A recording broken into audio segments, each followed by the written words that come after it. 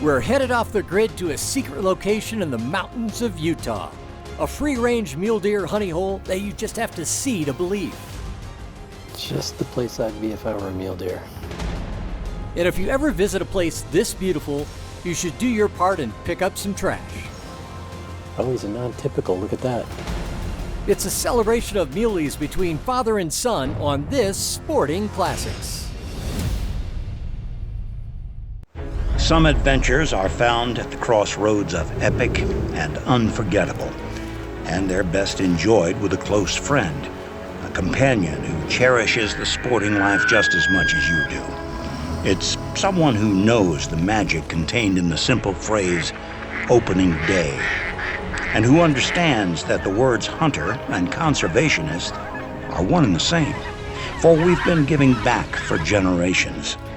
And sharing the outdoors with someone who celebrates the history, the art, and the romance of this way of life makes for a friendship to last the ages. One where the sound of a snickering horse, the crackling of a mountain campfire, the whiff of gunpowder will transport you to that same stirring part of the soul. Welcome to Sporting Classics. That old trusted friend who shares your love of adventure and reminds you of the greatest days of your life.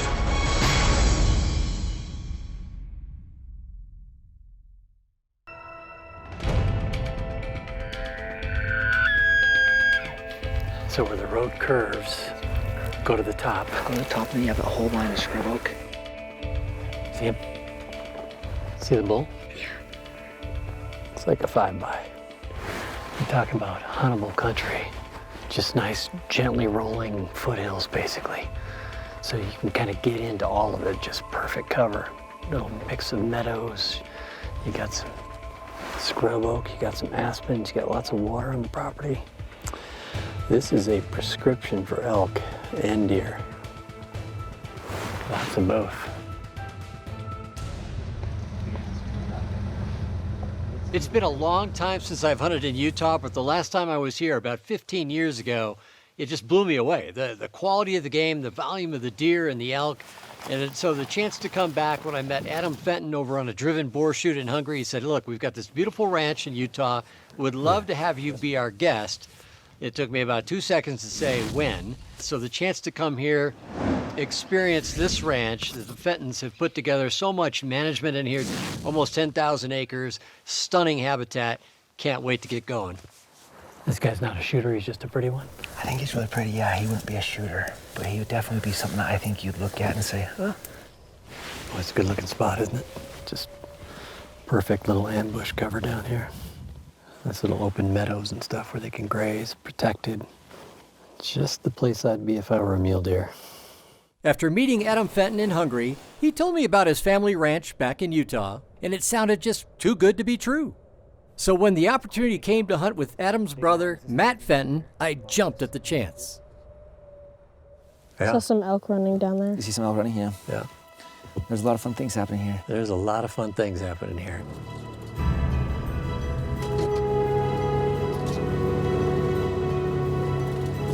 You know, Luke he's a little velociraptor, that one. The force is strong in him. He loves to hunt, loves to fish. I don't know where he gets his stuff, but he's quite good at it. He's a great shot. He's a great fisherman at a young age, at age 13. He's great with a shotgun. He's great with a rifle.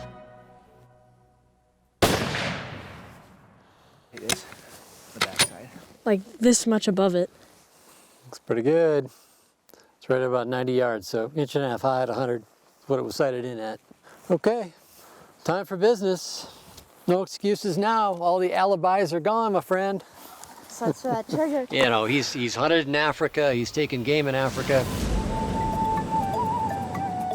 He didn't shoot just the big stuff going over. They started with a small game and got a little bit bigger and got into some bigger animals.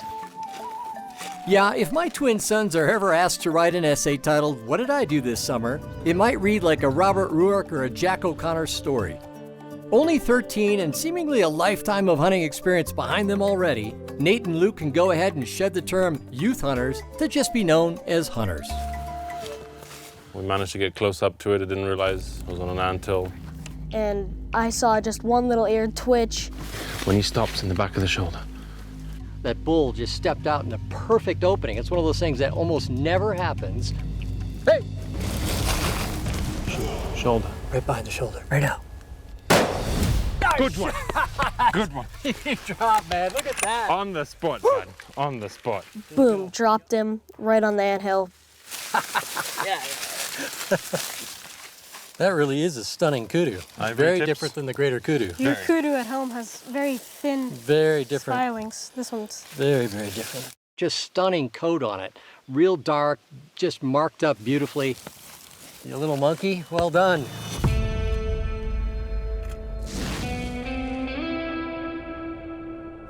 And now in North America, now that he's older than 12, where you have to be to hunt in a lot of states, particularly in the West and Midwest, it was time. It was time to get out here. And the Fentons made it possible, invited us out, and shared this magnificent slice of heaven out here.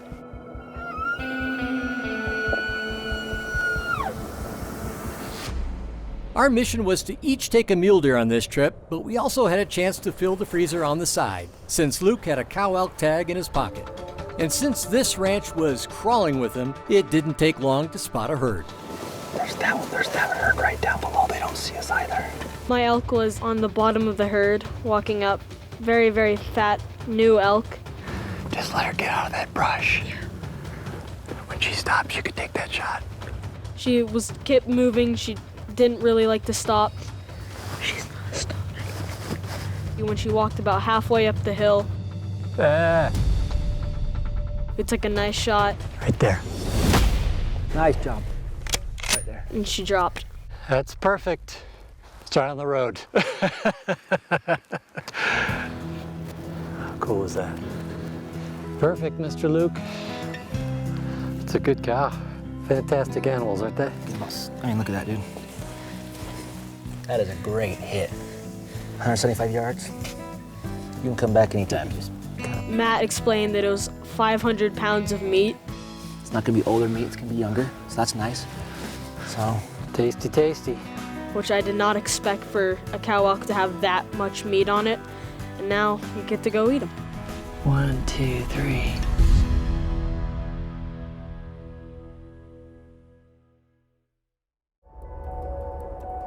Utah is the Beehive State, named after the hardworking Mormon settlers who worked together to harness this harsh landscape.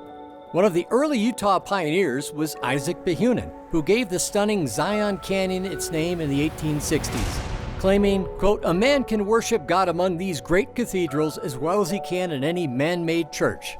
This is Zion."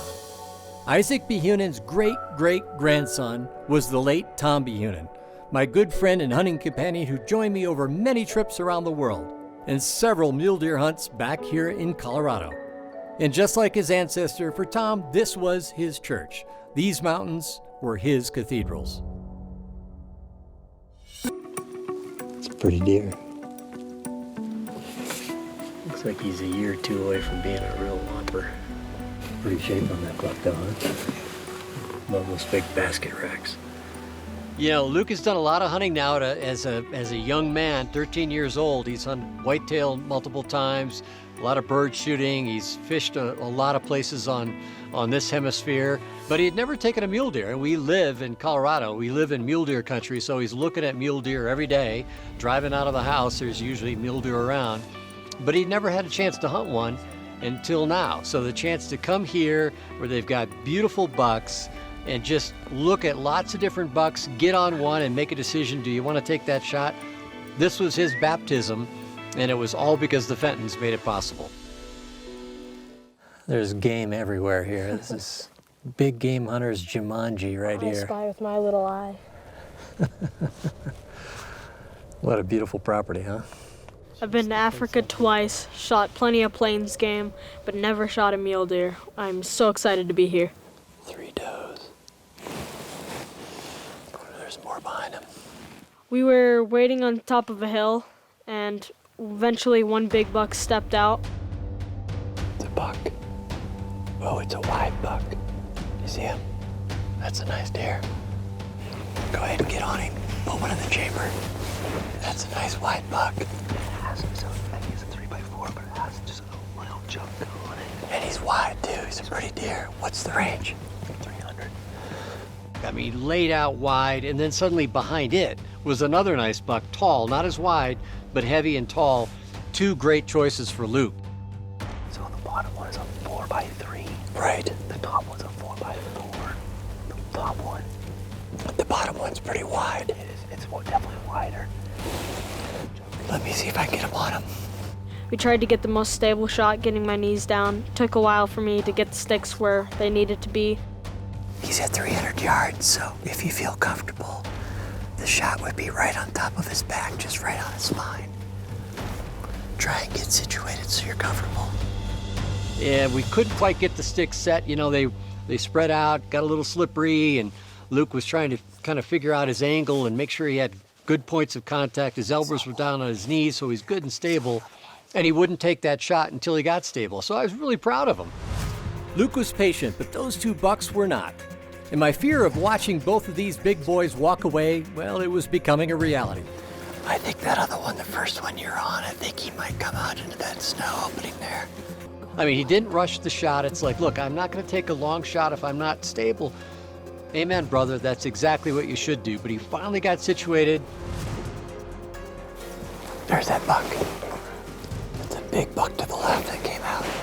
And the buck sort of chased some does around, stopped in kind of a little bit of an opening in the oak brush, had a little buck above him. Yeah, that's him.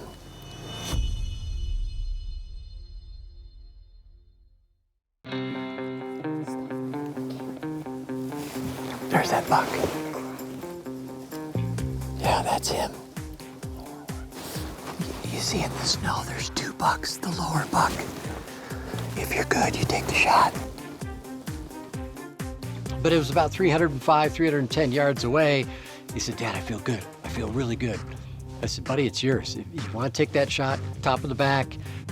Top of the back. Nice hit. Boom. Smacked it right through the shoulder, takes a couple of steps, rolls down, and he's laying there. He's down. He dropped. He's down right there. Get up and slide over there. You stay right there. If you see him get back up again, pop him. We couldn't quite see exactly how he hit him, so we kind of moved off to the side, got a better angle on it, went about 60, 70 yards away, glassed. See, he was down, came walking back, and Buddy gave him the thumbs up, and it was just a great moment. Nice shot. Nice shot. That was tricky. Out of the chamber. It's clear. Good job. Heck of a buck. Heck of a shot. 300-yard plus shot. Good job, man. All right, let's go find Matt. We'll go over and get him. And he just came up and he said, Dad, that was just so fun.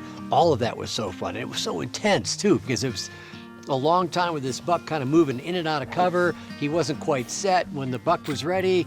You know, he wasn't ready and vice versa. So it went back and forth. It was quite a play. But the fact that he didn't shoot until he felt really solid was the best. That was a kid who knew what he was doing, knew the importance of the moment, knew the importance of an ethical shot, and he wouldn't take it till he had that. So I was kind of proud of that. Go have a look at your buck. Holy mackerel. Pretty deer. Look at that beautiful buck. Yeehaw! That is, oh, geez. He's wearing some Jump. sage. Winchester Supreme. He got Winchester. Look at that. Isn't that cool? Look at that cheater. A little cool cheater up. I didn't see that. You know, you got that in the spotting scope though, didn't you? Yeah, I remember you saying right away, he's got a little extra thing going on there. My first impression on the deer was it was very wide buck, big. Big, very, very, very big. A lot bigger than I imagined most deer would be. Not anything like a whitetail. A lot fatter, a lot prettier colors. This is as quiet as I've ever seen Luke. He's kind of speechless. And just a wonderful buck. Amen. Somebody say amen. Amen.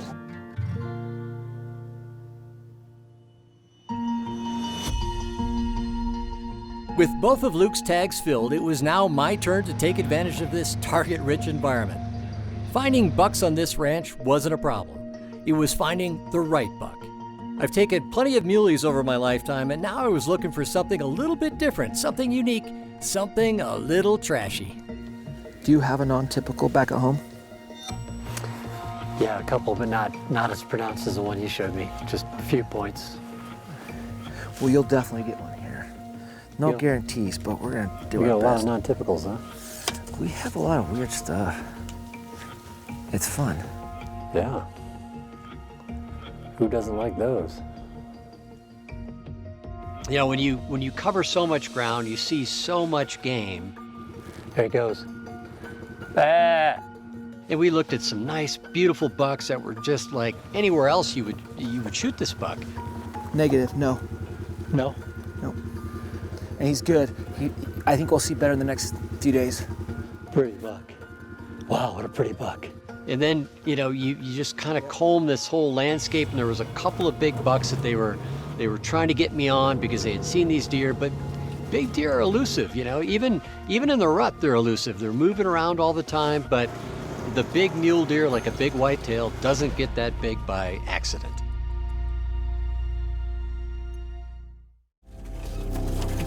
My son Luke had a cow elk and a muley buck down already, so now it was my turn to try for a buck of my own. And this ranch had a not-so-secret honey hole that you just had to see to believe. We came up late one afternoon, and we get to the end of this hayfield, looking at the house in the distance, and it's just like herds of African game. I mean, it was like some kind of Jumanji out there. He's a good buck now. It's a pretty good mass, though, doesn't he? If anybody ever asks you where do mule deer come from, you say that field right there. It's just covered in mule deer. It's just awesome, isn't it? Yeah. Is that a buck or a doe? Oh, it is a buck, yeah. I mean, it's just every morning and every evening, just woof, they descend onto that hayfield. There's one on the far side of the. See that one coming down into the field on the far side? Mm-hmm. Oh, he's a non-typical. Look at that. And there was this super cool non-typical, and Matt looks at this and he just says, "That's your deer. You're going to take that deer." I'm like, "Okay, I'll take that deer." So we just kind of made a move around this big hayfield. Got set up. He's maybe 150 yards away. He's walking. Yeah, I got him. Bunch of does and some smaller bucks around. He just stopped. He had not a care in the world. I just got prone, got perfectly set up. Yep, here we go. When he turned just right, just smacked that buck. That is a pretty deer. That's the best look I had at him. With all that light around him, you could see all that trash. That was super cool, man. Super cool buck. You talk about character. They get all these non-typicals out here. It's really, really amazing how many non-typicals they get here. And they get some that just have trash all over, cactus kind of bucks. But just look at this. This is absolutely an incredible slice of heaven. Seventh heaven, huh? Mr. Matt, thank you. What a cool call, man. Congratulations. Thank you. Wonderful animal. Thank you. Go down there and take a look at it. Good to be with you, buddy. I'll remember this one for a long time. Now we can watch the game. Thanks to the Fentons. Yeah. God bless the Fentons. That's all I can say. As I'm walking up, I'm like, it's one of those things where it's like a Polaroid coming into focus. You're looking at it going, what's wrong with this picture here? It's just, I'm seeing bits and pieces, but it was a double main beam. He's got like a double main beam. Look at that. He's got a double main beam. What is that? Huh? That's insane. How cool is that? Yeah, you don't see those every day. They said, yeah, we've got a lot of non-typicals here. We get a lot of trash on them, I'd say. Look at that, it's kind of bladed here and everything. How cool is that? Here comes Mr. Matt, the hero of the day right here. That's a pretty funky rack, man. How cool is that? Gosh dang it. Isn't that neat? That is cool. Oh, I have never seen anything like that. Nor have I. Yeah, that's, you'll never shoot another one like that. No. I mean, I've never shot a buck like that. I'll never shoot another buck like that. A double main beam coming out on a mule deer with trash around is just super cool. If there is a nicer family on the planet than the Fentons, I haven't met them. They're just fun people to be around, great family. And so just a chance to come and spend time with them is reason enough to come to their property. But put fantastic hunting on top of that, it's a no-brainer. Time in the wild with friends and family is time well spent. You don't need to harvest a monster buck to appreciate the blessings given to us. My friend Tom knew this well.